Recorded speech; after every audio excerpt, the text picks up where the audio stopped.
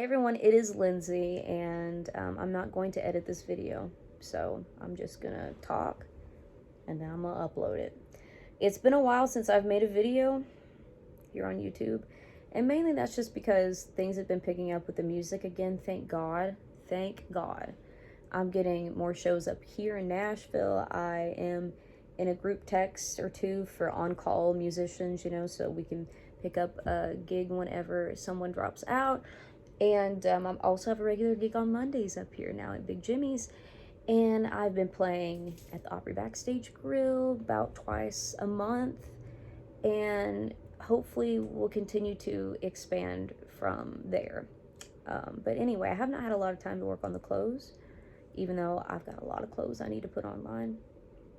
Things will slow down here in the next month or so, though. Anyway, so I haven't made a YouTube video in a while. So hi, welcome back. This is not going to be the happiest of topics.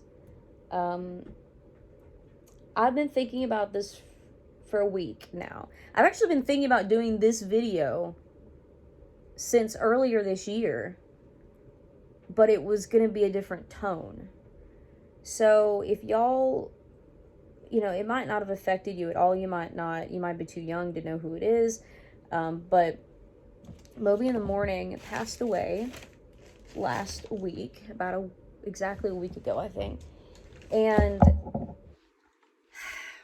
as one of his former interns and radio personality on his show, I feel like I need to say something and I need to document my feelings at this point. And I feel like I want to talk to y'all about it too. If my face looks white, like extra white, it's because I contoured my face and my chin down here for that video, and now it's just the way that the lighting is, it makes my skin look way too pale. But oops, I think I can turn this down though. Let's see, maybe that's better. No, it still looks dark. I get nervous too when I'm auditioning, so a lot of times my neck will get flushed. But anyway, this ain't about me. Well, it is, but it's not. We're going to talk about Moby. So, a lot of people were very sad about his passing, and I completely understand that. I felt something. And it was more just like I got this moment of like panic and anxiety, and I felt bad. But at the same time, I had a really rough time with Moby. And we left things off pretty much as enemies. And for some reason this year, I guess because it's been 10 years, I was thinking back and I was like, I need to make a video talking about 10 years ago when I worked for Moby. And something kept telling me to put it off, don't do it yet, put it off. And I had this feeling like I was thinking about Moby, and for some reason, I just felt like he was going to die this year. There was just something in my brain that kept saying that, and then I wouldn't vilify it. I wouldn't confirm it. I wouldn't believe it. But that's what my brain was telling me. My intuition was telling me that. I did not know he had cancer. I knew he had MS, and I know as you get older, MS can really affect you in worse ways than it did in a younger person. And man, before I even go into this story, and I don't want to talk forever, I don't want to have to dig out a bunch of stuff on the internet. I might be able to put in like a clip at the end of me talking on the radio. I think I have like an edited one that I used as a voiceover representation or whatever for auditions. But first of all, I don't know if he was still married, or I don't know how involved his child was in his life at the end, but my thoughts are with them and any of the other family and friends. I don't know if him and Ron, it was Ron, right? Ron or Rob? Was it Ron or Rob? This is how long it's been. This is how bad it was. I repressed things through therapy because it was very damaging to me. his producers and his friends and everybody that worked with him and everybody out there who cared about him. Like, I am so sorry, and I hope that everybody's doing well. I really feel for his adopted daughter, because she was the sweetest little 9-year-old when I worked there. Now she's an adult. I don't know if he was in her life anymore or what. That's not up to me to know, too personal. But yeah, my thoughts are with them. I don't want to do a long drawn out story because I really don't want to like get into full details. And I don't think that my brain is going to allow me to reach back into some of those depths, because it was a rough time. So I'm just going to try to tell my side of the story. I'm going to get it out there.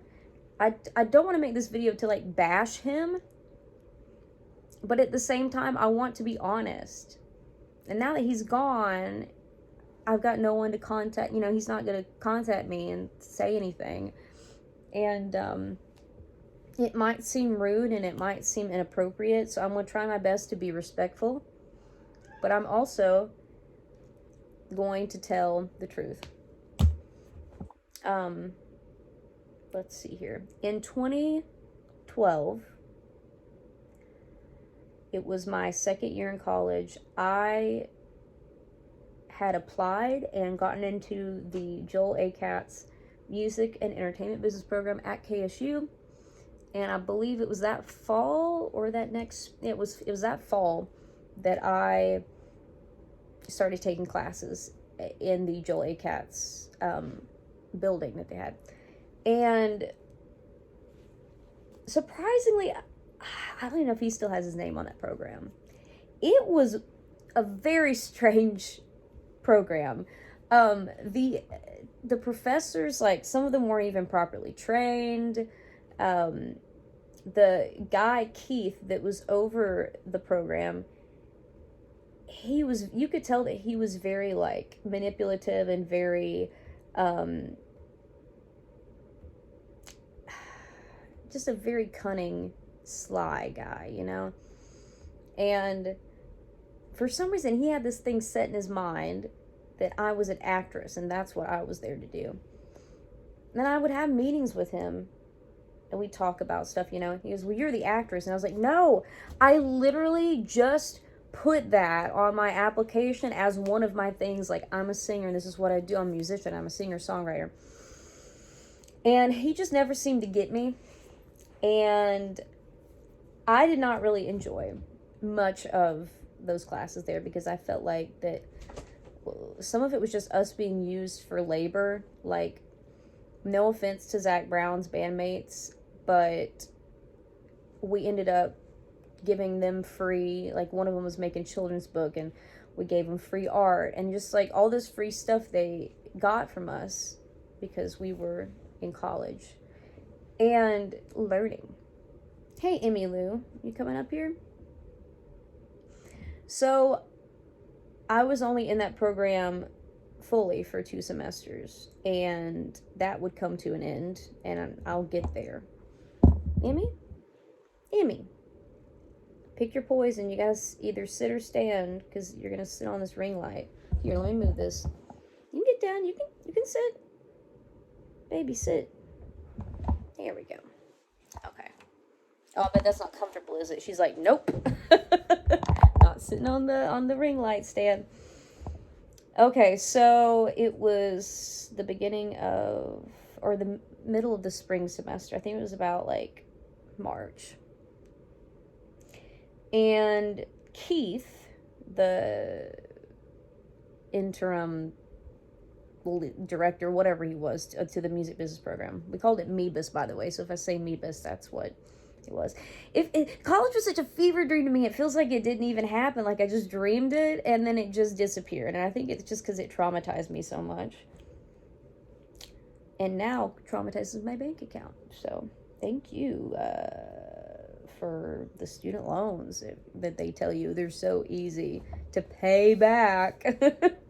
Yeah, right.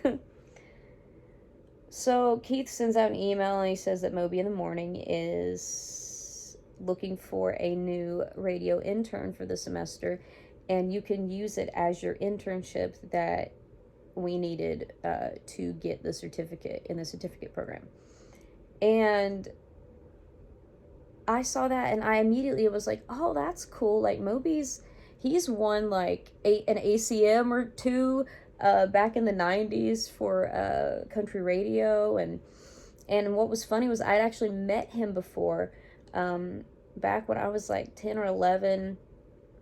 They did this Heart Fund show every year, like the, I guess, American Heart Association, I don't know, raise money for, research and for people with heart disease and heart problems and whatnot. But anyway, they would have that, and a lot of times they would invite me to sing a couple songs, because I was kind of like a local celebrity, whatever the heck, for a little bit. Infamous, locally infamous, not necessarily famous, infamous. And there was one time that Moby hosted it, and I met him, and I got my picture with him, and I have a picture somewhere, and I don't know where it is. If I can find it by the time that I'm putting this video out, I will share it in the video, but I don't think that I'm going to be able to find it right now, because Mom had a flood in her basement, and everything got moved around. I have no idea where that picture's at. So anyway, I had met him before, and my mom really loved him back in the day, She listened to him all the time with country radio. And I saw that and I was like, oh, this would be a great opportunity. Like, I could work in radio. I could be a personality. This would be a great learning opportunity for me. I didn't know how his personality was, other than that, meeting him that one time when he was a host of a show, which was very quick, and I was a child, he seemed nice, whatever, just a little obnoxious, but nice. And so I applied. They made you like send a headshot, which is kind of a red flag, because it's radio. Like, what the hell? Send a headshot, and I can't remember if I had to send like a bio or what. I don't know. I sent the stuff in, I submitted, and it was very quick. Like, within a day or two, they said, Keith said, Moby would like to meet you. Can you go and like interview with them? And so I did. And at the time, this girl, the other intern, her name was Jenna, I believe, if I'm remembering correctly. And she, was about done with her internship. She was to train me and to, send me off on my way to take her place. And immediately I saw that it was kind of chaotic.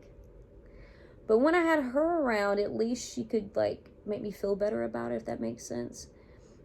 It was literally just this little building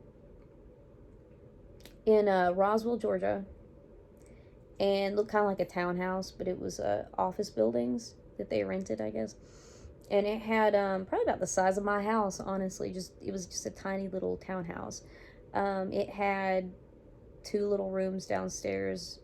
One was for the lady that plugged the music, and then one was for me to go in and edit sound bites and ads, but also I plugged the ads in, like the recurring ones, in the schedule.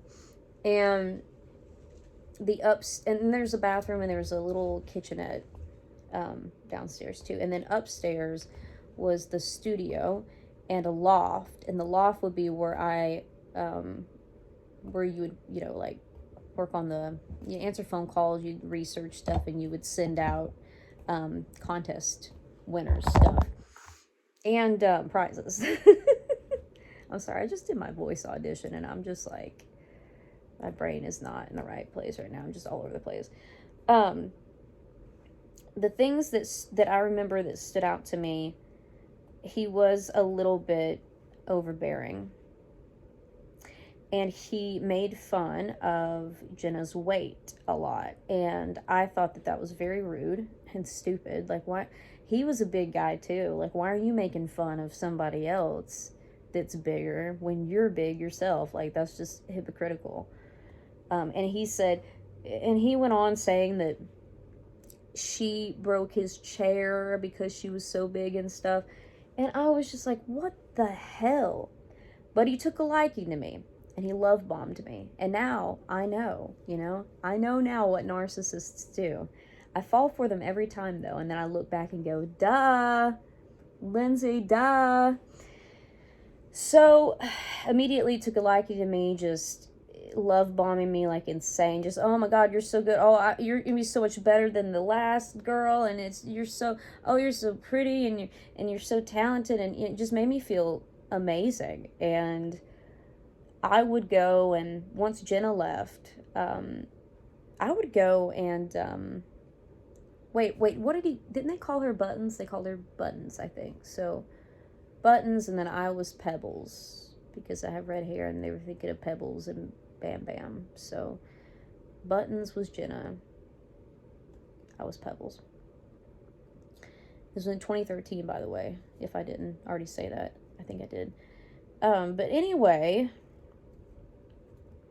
he was very nice even after Jenna left, which Jenna told me, just don't take anything he says super seriously. Now, back then I was a lot more softer skinned than I am now. I still get upset over things. I still get panic sometimes when people are really, like, insult me and stuff. But I've definitely come a long way, and I don't take everything to heart anymore. But back then, it was 5 years after... Was it 5 years after? Yeah, it was 5 years after my dad died. Yeah. Only 5 years after my dad died. And I had never gone on any kind of anxiety medication before, and I was really scared at public speaking, and I was not in my comfort zone, because this was a whole new, playing field at this point. Very nice to me through, like, April, May, and then about toward the end of May, things just started getting really weird. There were times where he was, like, helping me talk on the air, and look, I don't want to say, oh, I was so good that he was jealous of me. That's not what I'm trying to convey here. It seemed like people started to like me, the listeners, and if they said too much about me, the ones that called in and stuff, he would get, the angrier he would get. And it seemed like a jealousy thing. Then he would start critiquing things that made no sense. Like, he would tell me, okay, we're going to talk about this on the air. If you have an idea, interject with it, and let's keep the conversation going. And then I would, and he'd be like, you stepped on my lines. And I was like, you told me to interject. Like, he would stop talking. I would start to talk, and then he would start talking. And then he'd get mad at me. And so I got to where I was afraid to talk on the air. And then he'd be like, Lindsay, if I'm going to have you sit here, you're going to have to talk. And I'm like, every time I talk, you yell at me. Every time I don't talk, you yell at me. And Ron over there, was like, just don't take him to heart. But I was taking him to heart. This was my first, like, real world entertainment, job other than my music. So, and it got to the point too where he became a control freak, and he had to be right. So he had me one time, I remember specifically, he said, and this was before Merle Haggard died, he goes, Merle's playing this weekend, it's going to be at let's just say it was the Georgia Theater in Athens, I can't remember. And then I would go look it up. He'd be like, can you check and make sure that that's at the Georgia Theater? Type it in, go to his website, go to Merle's website, and I look, and I'm like, no, Moby, it's actually at, let's say it was the Georgia Dome. It's not, Merle wouldn't have sold out the Georgia Dome at the time, but let's just say it was. And then he would be like, no, it's the Georgia Theater. And I'd be like, I have it pulled up right now. And he's like, no, you're wrong. I go, it's pulled up right now. Do you want to look at it? And he just refused. I was like, fine. Good God, then tell your audience that it's in the wrong place. Like, it's on his freaking website. It seemed like nothing that I did could please him anymore. It didn't matter if I was right, if I was wrong, if I was loud, if I was quiet. A lot of times on that first day of the week, I would go downstairs and I would just go ahead and finish all the commercial logging for the whole week. And then that gave me time to sit out there, and if he wanted me to talk, I could. And if he didn't, I could be working on my summer classes for college, because I really didn't have a lot of time. I was having to get up at 4 o'clock in the morning, go to Moby, and after that I had 2 classes, and then I barely had any time to sleep or study for the summer classes, because I wanted my ass out of college so bad. I was not having a great time. I wanted out. I just wanted to get a degree and get out of there. So I was taking as many summer classes as I could just to get out of there. Journalism ended up not being a route that I was that interested in. But anyway, but radio was kind of fun. So that happened. He would get mad if I went down there and I did all the commercials in one day. And there's no particular reason why. He's like, I just feel like, I mean, what are you going to do? Like, what are you going to work on? Like, if you do all this in one day. And I'm just like, what does it matter? If it's all in there and it's right, what does it matter how fast I do it? What does it matter what I'm doing? If you want me to talk on the air, I'm here. Call me up. I'll go and I'll sit and I'll talk. But if you don't, the only thing I have to do is answer the contest, like phone calls, and answer the phone if someone else calls in about news or something. And then, if I'm done with all that stuff, why can't I either talk on the air or work on my college stuff? Because there's nothing else to do, And he hated that.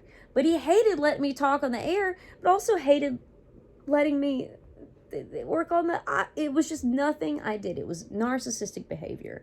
Full on narcissistic behavior. Something that I did not fully understand at that age. And I'm trying to think too. Also, I shared with him that I sing. I shared with him that we'd met at that Heart Fun show. And he wanted to have me sing on the air. And this was the first time. This was back in May, maybe? I think it was in May of that year. So about not even a full month after I'd been working there. Oh yeah, by the way, I was not getting paid. Okay. So what was I talking? I'm losing my mind. Oh yeah, I was going to sing on the air. And I did. And he, I wasn't the best guitar player back then, but he was just like, you're not good enough at guitar. If you're going to come back and sing again, we got to get somebody else to play for you. And I was like, okay. So the following times I did have somebody come play guitar for me. He would, it's like he would set me up to do that, to sing on the air, and then he would tear me down after it. People might have said that they liked it. I mean, I know I didn't have the voice back then that I have now, and I know that it was pitchy and stuff, but he would set me up to fail. He'd set me up and brag on me and make me feel good about it, and then after I sing, he would, tear me down about it. Some other stuff that stood out to me, he was very sexual. He sexually harassed me and anybody else that came in there and worked. He, was asking me about my virginity, and I'm a pretty open person, but this was a little weird because he was in his 60s, and I'm like, really though? Really? And there was one time, and I could never find it, when I was trying to get stuff together for the dean of the business program to file a complaint. I could not find it, but I could have sworn there was this one time that he had asked me about my virginity, and I think I said yes, and then he alluded to it on the air, and I was like, why did you say that on the air? That I don't know, I don't know anything about that kind of stuff because I'm a virgin. I'm like, why would you, what the hell? If people wonder why I say too much at my shows sometimes and get fired, that's probably why. Because I got so used to him just letting it all out there, all my business. And, there's times where he'd say, I want to be like your sugar daddy and I'll buy you some tits. And I'm just like, no, thank you. And he's like, you're such a tiny little thing. If you just had some tits, you would be drop dead beautiful. And I'm like, cool, thank you. I am only like 19. Thank you. I'm okay without having large boobs right now because I'm fucking 19. And I'm trying to think what else he did before I get to the last day, because that was the craziest thing. It just got hostile. It got hostile to where it seemed like nothing I did was good enough, and it didn't matter if it was right or wrong. Something else was his daughter. I won't say her name. His adopted daughter. There were times, like, she came to the office a couple times, and there were times where, there's one time specifically when I opened the door to one of the offices, he had her backed into a corner yelling at her about something, and I don't know what it was, and I was like, oh, I'm sorry, and I walked out. She looked terrified, 9 years old at the time. And then also he told me, he goes, it was weird when my adopted daughter was young and I had to change her diapers, because I'm looking at this vagina that's not, it's not my actual biological kid, and I'm looking at this baby's vagina, and I was just like,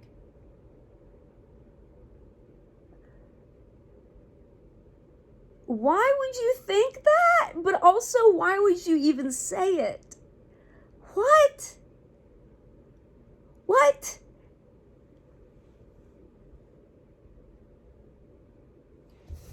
Anyway, by the end of July, I was about done with my internship. When I first had started it, I was thinking maybe he might want me as a permanent fixture for a few years. But by the end of it, I said, fuck no. No. He also said, too, that one day when I get married, he wanted to walk me down the aisle. He wanted to be my dad. He wanted to take the place of my dead dad. Whatever. It's a couple times we called Mom, too, and let her talk on the air. And Moby was like, we got to get her to come in sometime.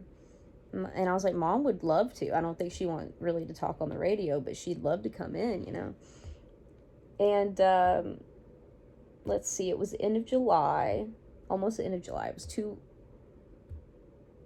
I had about 2 to 4 weeks before the next semester came around. And so I was so upset that I did write my notice, and I gave it to him. And this was the day after, I believe, that he told me, he's like, if we can't communicate about problems, then I'm just gonna have to let you go. But it's like, I was open to communicating and he wasn't, and it's just like he punished me for that. Oh yeah, before my 2-week notice, that was something else. He would have me go get breakfast, and if something went right in the order, he would flip his shit. And a lot of times, like, I would go and they would be like, we're out of that, or we don't have that. Like, there was one time I went to Dunkin' Donuts and he's like, I want a bear claw. And I asked him, I was like, y'all have anything close to a bear claw? And they're like, no. And I'm like, well, I don't know what to tell you, because they don't have them. They don't make them. They can't. And he would just flip out on me like it was my fault that they didn't have that particular type of donut. There was also times where I brought him, Mom had the idea that I should get him some pies from Mercier's in Blue Ridge and take them down there.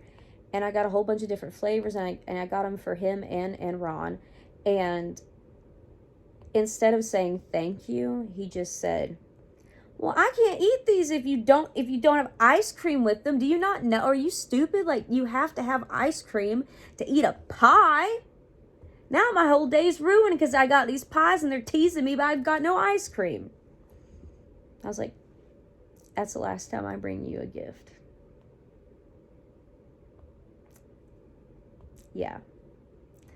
And there was one time I remember getting cussed out so bad by him before I went to IHOP that when I went in there, I was bawling my eyes out. And I was just trying to, like, just keep composure as best I could, but I was just crying.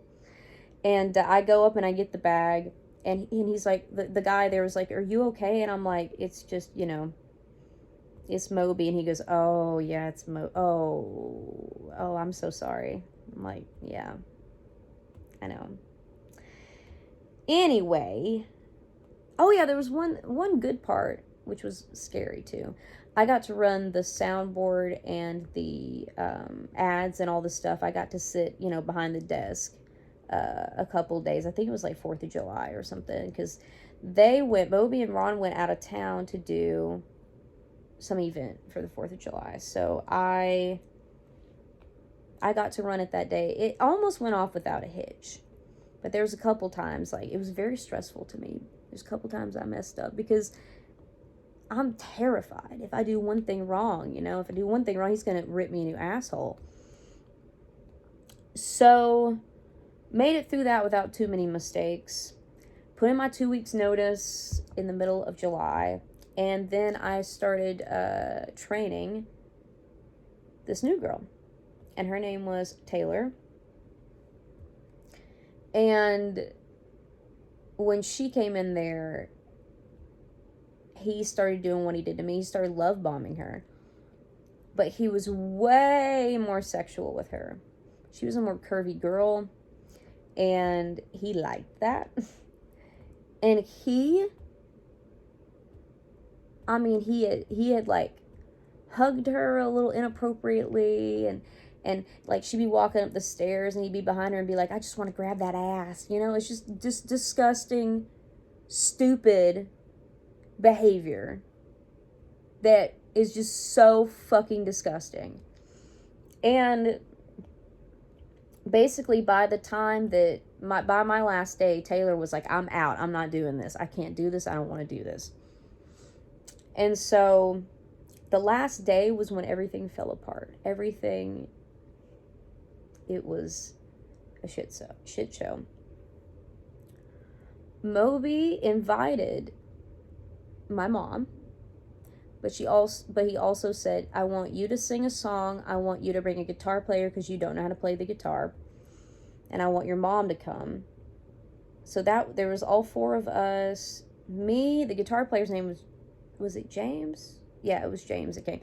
James, me, my mom, Taylor, and Moby, Ron, and then the other lady that worked downstairs, I think. And they all at first came upstairs and were sitting. And he said that he was claustrophobic and there's too many people in here and he can't focus. So he sends us down the stairs and we sit in the room, the office where I do the commercial stuff. Then he came down there and said, I feel like y'all are conspiring down here. You're all grouped together down here. It's making me nervous. I don't know what y'all are planning down here. Like, what are you doing?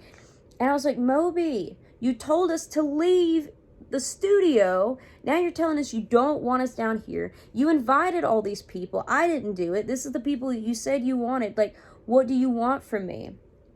He was very rude to my mom on the air, calling her a stage mom and stuff, which, I mean, you know, she was to an extent, but it's not like she's like this terrible, terrible stage mom person, you know? She's not like a Karen or whatever, but anyway, very obnoxious. By the end of it, I was just shaking in panic and fear. And he goes, Lindsay, I want you and your mom to come down and see my daughter's horse show today. And that'll be a good send-off, you know, whatever.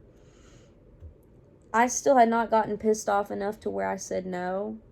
So I said, you know what, Mom, let's just stop by and see what happens. This is where the shit show really just solidified itself. Taylor went too.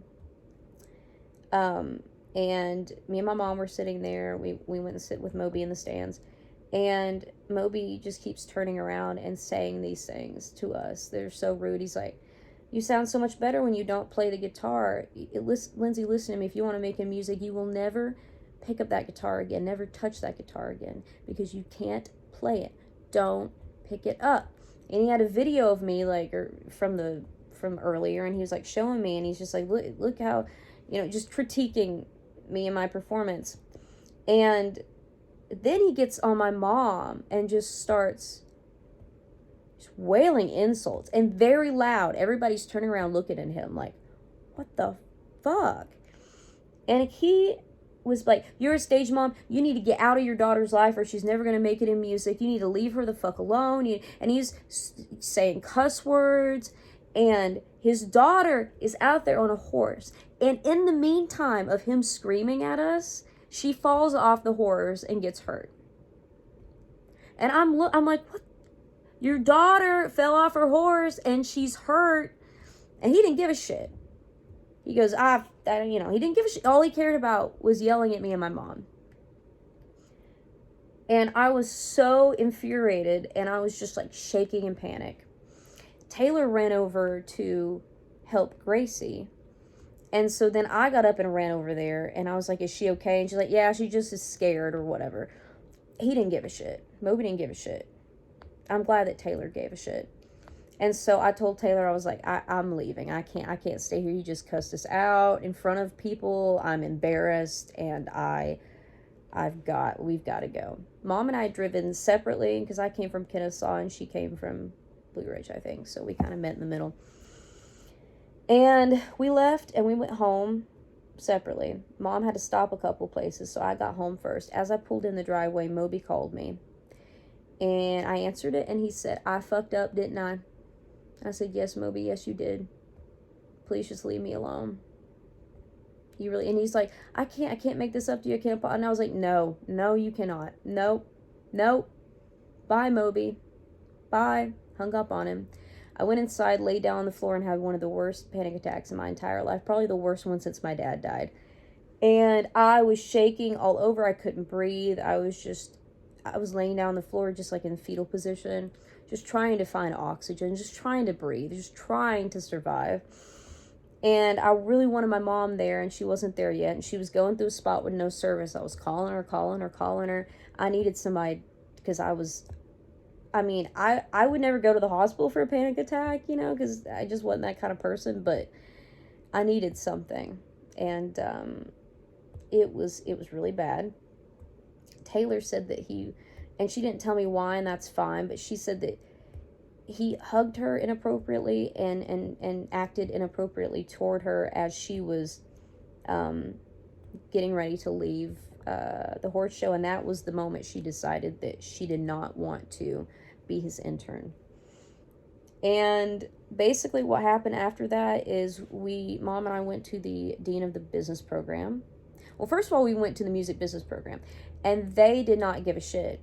They said, they had actually, a month or two into it, they said it would be beneficial, Lindsay, even if he is harassing you, to stay there, because he will promote our music business program if you stay.